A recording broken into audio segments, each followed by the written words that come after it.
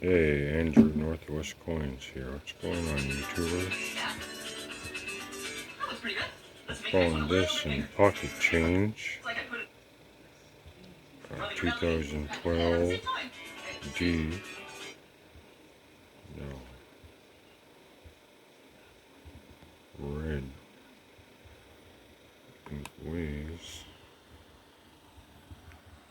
It's really hard. And it feels. 5.68 grams. This one is Bicentennial.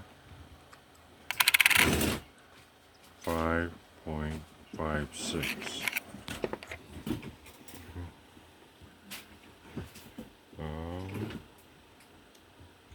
Anybody know why it's like that? Any info would be appreciated. Alright, thank you all.